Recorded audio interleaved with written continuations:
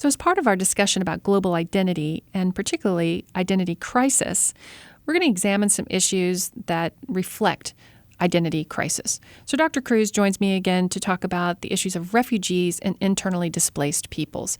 Now, there's an interesting difference between those two. Refugees are those who flee their homeland, if you will. They flee a particular location for all kinds of reasons, which we'll get into. And internally displaced peoples are those who flee within their country, within their territorial space. So those that are going outside of their country and those that are staying within their country. But either way, the causes of people having to pick up and leave their homes are many. So you have war, obviously, and conflict, and those that are being targeted. So they leave and try to run away from these problems. Environmental consequences, health consequences, other issues, multiple issues that cause people to pick up and leave their homes. So what are we to make of this, Dr. Cruz? What are some of the consequences of refugees and the kind of crises that they face?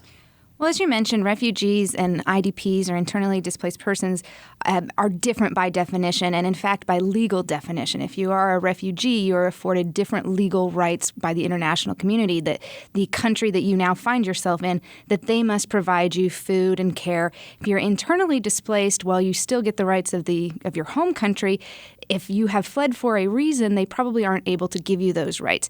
In both situations, often these people will end up in camps. And of course, these camps will swell in number as conflicts or natural disasters continue. And this is where we end up having a pretty serious situation, because people are often leaving out of despair and fear, and they end up in these camps, and the camps may not be any better. And in fact, in some instances, they might be quite bad. If you have camps with a ton of people, they're not getting a lot of resources in there. We can see violence occurring. We see rape in many instances of women. We can also see rebellion be created inside of these camps, and some black marketing that occurs as well, so related to that violence, overcrowding. One of the other issues that we then have is they could be there for a very long time. If we're talking about some of the conflicts in Africa that have gone on for decades, people stay in these camps, and then 20, 30 years later, they don't know where they belong. They don't know exactly what country they adhere to, and they maybe want to return to their home country or to their home city. And what then? They've been gone for multiple decades, been gone for quite some time. They're not necessarily welcomed back. The economy cannot necessarily support them, and they're in a very, very difficult situation. Yeah, difficult indeed. And so the consequences are very real and very significant.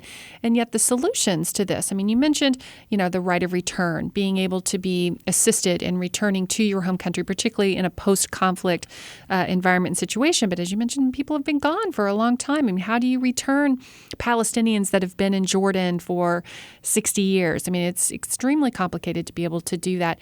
Other solutions, though, we have a lot of organizations that are out there, international organizations and non-governmental organizations that have been established to assist and address refugee issues within organizations like the UNHCR, the UN High Commissioner for Refugees, that works specifically to try and address relief for refugees in the early stages and then provide them some assistance and ultimately perhaps even return to their homeland. But there are lots of non-governmental organizations too that are out there trying to provide relief. The Red Cross, Catholic Charities, Refugees International. So, there's a lot of attention to this issue. But nonetheless, for various causes, as we've already discussed, war, violence, genocide, environmental and other kinds of reasons, people have to leave their homes. And what do we do with them when they're away? How do we help them, survive that particular consequences of living in these camps or living away from home? As you've mentioned, some very significant consequences. And then how do we help them reintegrate themselves back into society?